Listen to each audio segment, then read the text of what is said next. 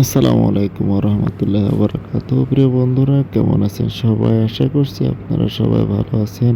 আমি আল্লাহর রহমতে ভালো আছি। এই চ্যানেলের ৩৫ নম্বর পর্বে আমি আপনাদের সবাইকে স্বাগত জানাচ্ছি। তো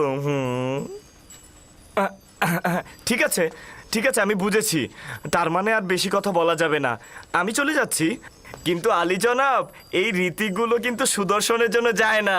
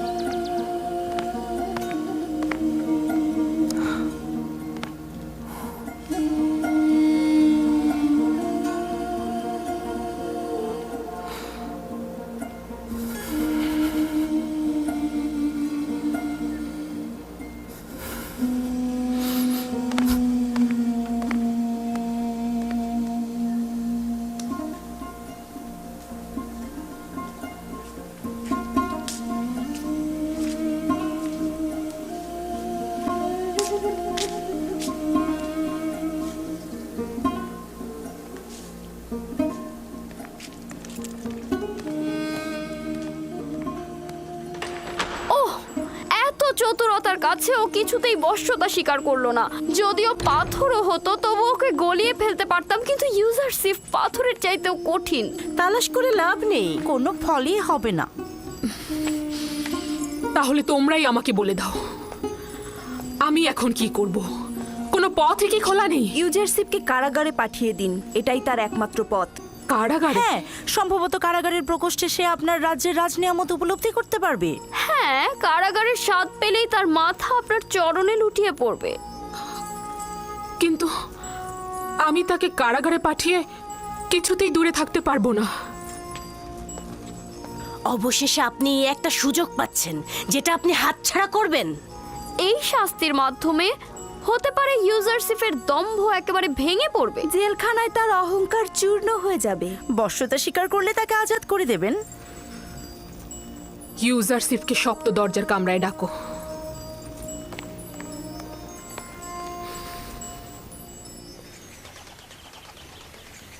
জনাব তত্ত্বাবধায়ক, বানু জুলেখা আপনাকে তলব করেছে।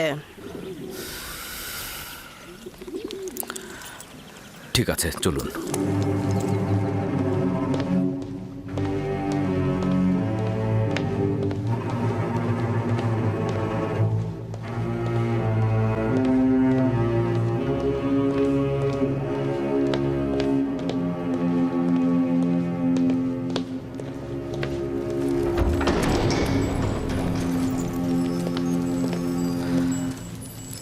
দরুদ বানু জুলেখা।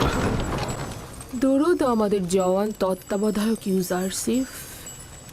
এখনো আমার প্রতি দৃষ্টি প্রত্যাখ্যান করে আছো? তোমাকে এখানে ডেকেছি যেন আবারও নিজের তাগাদটার পুনরাবৃত্তি করতে পারি। এরকম তাগাদ করবেন না, আমার জবাব ওই একটাই হবে।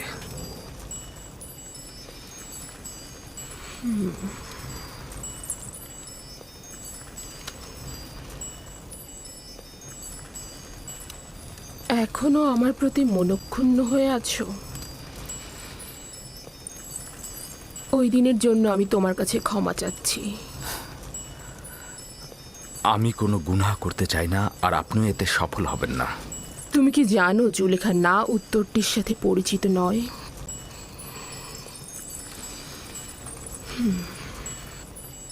তোমাকে আমি ভালোবাসি, আর তোমাকে পাওয়ার জন্য যা যা করার দরকার আমি সবই করব। যতক্ষণ পর্যন্ত না আমাকে দোজকের আগুনে নিক্ষেপ করছেন।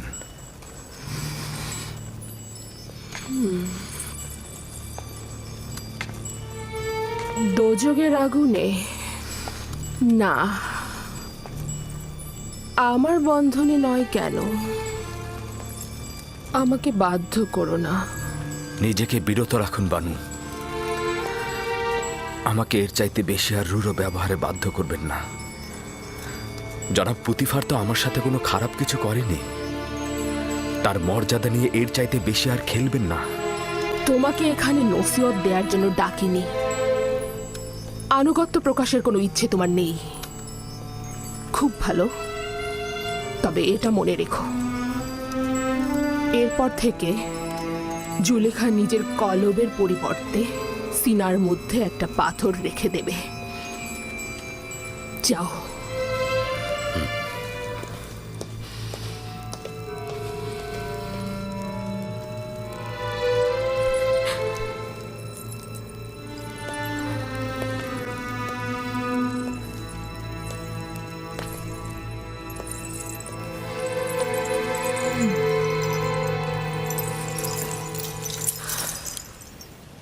এই রাজমহল আমার জন্য জেলখানার চাইতেও দুর্বিষহ। তারা প্রতিনিয়ত কূটকৌশল বোনার কাজে লিপ্ত রয়েছে, একইভাবে নতুন নতুন ষড়যন্ত্রের জাল বুনছে। তুমি যদি চাও তাহলে কিন্তু তোমাকে জেলখানায় যেতে হবে না। তুমি পালিয়ে যাও, আমি তোমাকে সাহায্য করব। তাহলে তো এই পলায়নের মাধ্যমে তাদের মিথ্যা অপবাদকে প্রতিষ্ঠিত করা হবে। আচ্ছা, বাচ্চা আমিন হতেফের কাছে যাও, সে তোমাকে সাহায্য করবে। কেন আমেন হতেব? নিঃসন্দেহে আমার খোদা আমেন হতেবের চাইতেও অধিক সামর্থ্যবান এবং এখনো আমার হাল হাকিকাত দেখে রাখছেন। জনাব পুতিফারকে দিয়ে কি কোনো কাজ হবে না? সে তো জানে যে জুলেখা দোষী, কিন্তু কি পদক্ষেপ নিয়েছে? অবশ্যই কিছু একটা করব। এটা বানু জুলেখার ষড়যন্ত্র। দেরি না করে এখনই কিছু করা উচিত।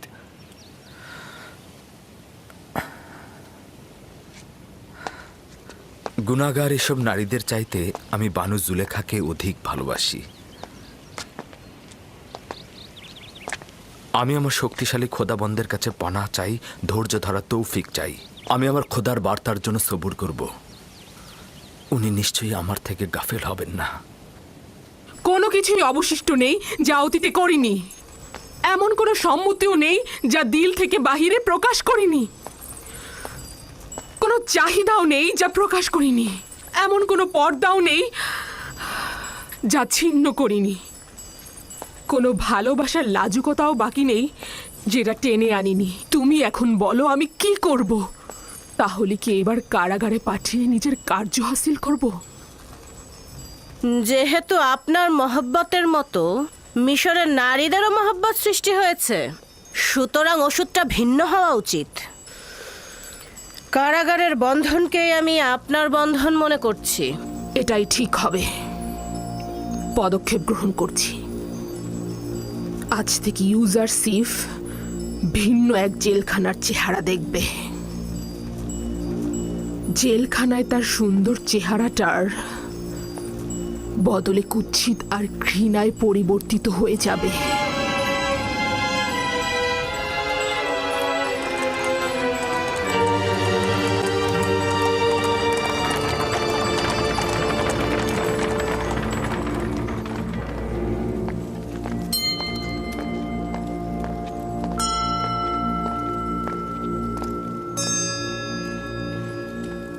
আলী জনাব, সে হচ্ছে আপুপিস, বাদশাহ আমিন হতেবের দস্তরখানার প্রধান বাবুর্চি। আমুন তোমার হেফাজত করুক। সে কিন্তু আমনের সত্যিকারের অনুসারী। আমি সব সময় দেখেছি সে গোপনে আমনের কাছে অনেক কিছু প্রার্থনা করে। এই দিনগুলোতে আমাদের মহান খোদা আমুন চিন্তিত রয়েছেন। কিছুদিন যাবৎ তার বিরুদ্ধে ষড়যন্ত্র চলছে এবং আমুনকে নিশ্চিহ্ন করে দেওয়ার পরিকল্পনা চলছে। ফলে তিনি বান্দাদের কাছ থেকে গাফেল হয়ে গিয়েছেন এবং কাউকে সহায়তা করছেন না। কিন্তু আমি এমন অনেককে চিনি যারা নিজের অস্তিত্ব দিয়ে আমুনের ইবাদত করেন। তাদের সংখ্যাও কম নয় আলী জনাব। আমি চিন্তিত এমন যেন না হয় যে আমুন পুরোপুরি মুখ ফিরিয়ে নেয় আমাদের কাছ থেকে। দুর্ভাগ্যবশত খবরগুলো জনগণকে বলা যায় না, কেননা তারা নিরাশ হয়ে পড়বে। জনাব ত্রিমণি আমিন হতে ও পুতিফা সম্বন্ধে কিছু বলেছেন, কিন্তু সেটা বিশ্বাস করা খুব কষ্টকর। প্রথমে তো আমরা কেউই বিশ্বাস করছিলাম না, কিন্তু যখন খবর জানলাম যে তৃতীয় আমেন হতে পুতিফারকে সৈন্য সমাবেশের আদেশ দিয়েছে যেন ইবাদতখানায় আতর্কিত হামলা করে আমুন ও তার অনুসারীদের ধ্বংস করে দেওয়া হয়। আলী জনাব, আপনাকে যে কি বলবো, আমুনের খাদেমগণদের সঙ্গে তার ভালো সম্পর্ক নেই, কিন্তু আমুনের সঙ্গে তার দুশ্মনী, এটা বিশ্বাস হচ্ছে না। শেষ পর্যন্ত আমাদের বাদশাহ আমুনের দুশ্মন হবে? তিনি তো অর্ধেক খোদা পদমর্যাদার অধিকারী, তিনিও খোদার সন্তান। এটাই তো দুঃখজনক। সে তার গুনাহকে অধিক ভারী করেছে। সে অবশ্যই আমন খোদার রোষানলে পড়বে। সে আমন খোদার বিরুদ্ধে বিবাদে লিপ্ত হতে চাইছে। যদি সফল হয়, বেঈমান কাফের পুতিফারের মাধ্যমে মন্দিরে আতর্কিত হামলা চালাবে এবং আমুনকে ধ্বংস করে দেবে, এমনকি আমুনের অনুসারীদেরও। আচ্ছা, তাহলে তো অবশ্যই কিছু করা উচিত। আলী জনাব কেন সৈন্য জমায়েত করছেন না? আমিন হতেবের সঙ্গে লড়াইয়ের আদেশ দিন। সেক্ষেত্রে কি হাজার হাজার বেগুনা লোক মন্দিরের পুরোহিতগণ মারা যাবে না? না, এটা আমি পারবো না। এমন পাপ কার্যে লিপ্ত হতে আমি পারবো না। তাহলে এখন কি হবে? তাদের সঙ্গে কি মিলেমিশে থাকা যাবে?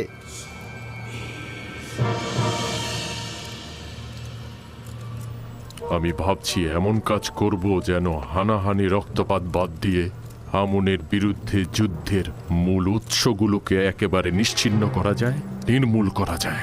প্রথমে আমেন হতে, দ্বিতীয়তে জনাব পুতিফার। আমরা এমন একজনের খোঁজে রয়েছি যে এই গুরুত্বপূর্ণ বিষয়ে আঞ্জাম দিতে পারবে, যে আমনের চিত্ত সন্তুষ্টির কারণ হবে। না না না, আমি পারবো না আলী জনাব, আমি পারবো না একজন খোদাকে হত্যা করতে। তিনি অর্ধ খোদা পদমর্যাদার অধিকারী। না না, আমার দ্বারা এটা সম্ভব নয়। তুমি নিজেও জানো যে আমি আমুন এবাদতখানার সর্বশ্রেষ্ঠ খাদেম এবং অর্ধ খোদা পদমর্যাদার অধিকারী।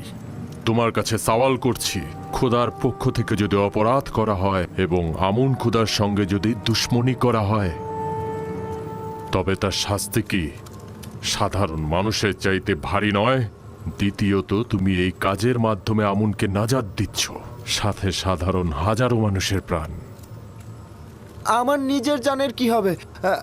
আমার তো পরিবার পরিজন আছে। তোমারও তোমার খানদানের কোনো বিপদ হবে না। এই কাজ আঞ্জাম দেয়া খুবই সহজ। আমি তোমাকে শিখিয়ে দেব কিভাবে করবে।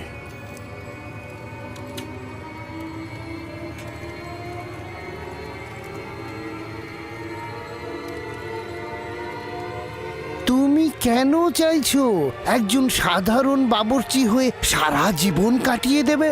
তুমি মিশরের কৃষিমন্ত্রী, এমনকি অর্থমন্ত্রীও হতে পারো, তাই না?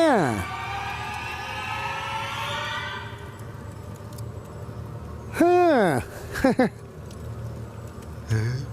মানে আমি অর্থমন্ত্রী, আমি কৃষিমন্ত্রী হব? এছাড়া শত শত স্বর্ণ মুদ্রা, যা তোমাকে শেষ বয়সে নানান রকম কষ্ট থেকে দূরে রাখবে। সঠিকভাবে বলুন তো, কত স্বর্ণ মুদ্রা? 1000 স্বর্ণ মুদ্রা।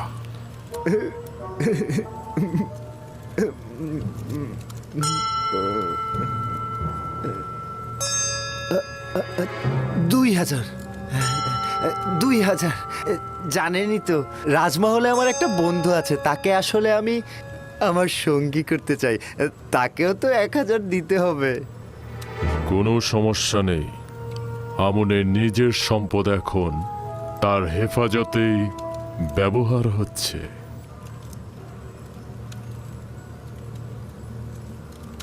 আলী জনাব, যদি কোনো সময় আমি কাজে সফল না হয়ে গ্রেফতার হয়ে যাই, তাহলে আমার পরিবার পরিজনের কি হবে? যদি তুমি গ্রেফতার হও, তবে তোমার সঙ্গে যে আমার সম্পর্ক আছে সেটা স্বীকার করবে না।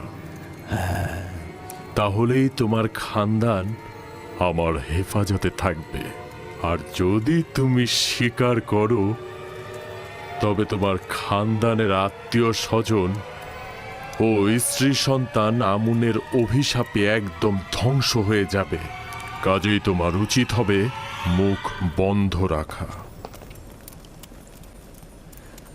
আলী জনাব, বানু জুলেখা প্রবেশের অনুমতি চাইছেন।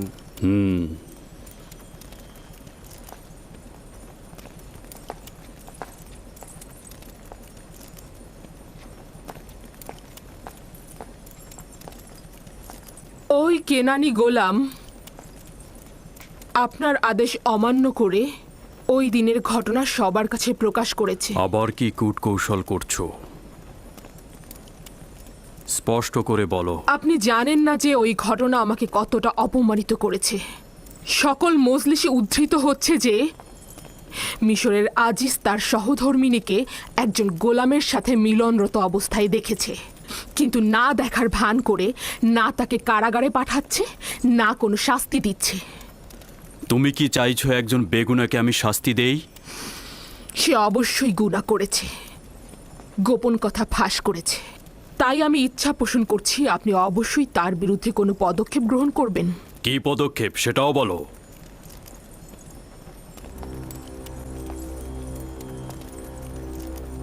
তাকে কারাগারে নিক্ষেপ করুন। নিঃসন্দেহে ইউজারসিফকে বন্দি করা হলে সকল গা জ্বালানো কথাবার্তা বন্ধ হয়ে যাবে।